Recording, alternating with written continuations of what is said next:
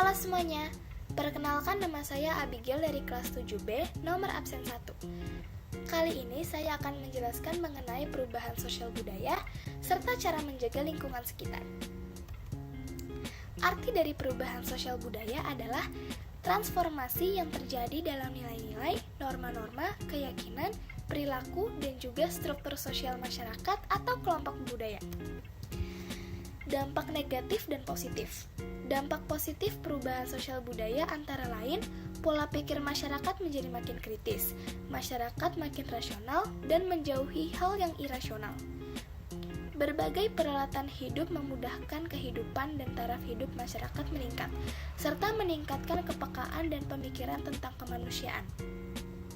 Dampak negatif perubahan sosial budaya antara lain timbulnya disorganisasi atau disintegrasi, yaitu situasi memudarnya norma-norma dan nilai-nilai dalam masyarakat yang akhirnya memicu situasi anomi.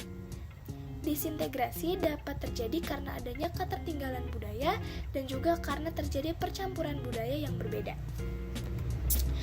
Contoh-contoh masalah sosial budaya yang ada di sekitar kita. Yang pertama ada pencemaran lingkungan. Yang kedua ada perilaku melanggar aturan. Yang ketiga, masuknya budaya luar ke negeri kita. Analisa masalah. Jika dilihat dari dampak yang pasti terjadi dalam masyarakat jika penanggulangan sampah tidak ditangani dengan benar atau baik akan berimbas pada menurunnya kualitas kehidupan dan juga keindahan lingkungan.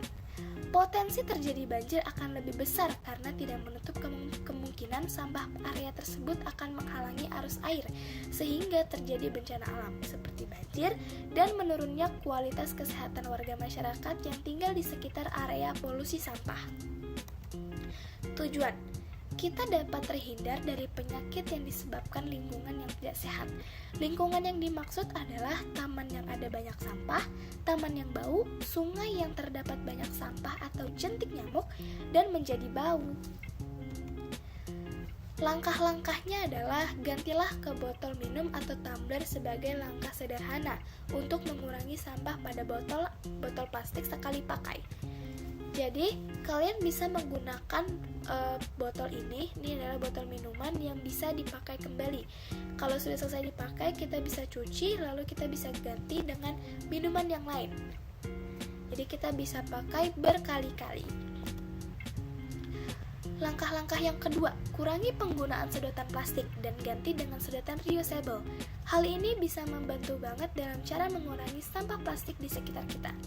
Kita bisa menggunakan sedotan yang logam atau besi, yang seperti ini.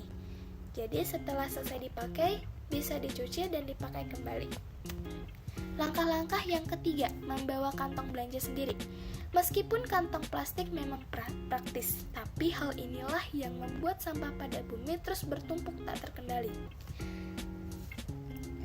Kita semua bisa memakai kantong belanja yang dari kain atau yang seperti ini nih. Itu bisa dipakai secara berkala dan juga berkali-kali. Langkah-langkah yang berikutnya adalah mulailah untuk memanfaatkan sampah plastik yang ada di sekitar kita dengan cara mendaur ulang botol plastik dan kemasan bekas makanan menjadi ecobricks dan juga yang lain-lain. Ini adalah contoh ecobricks.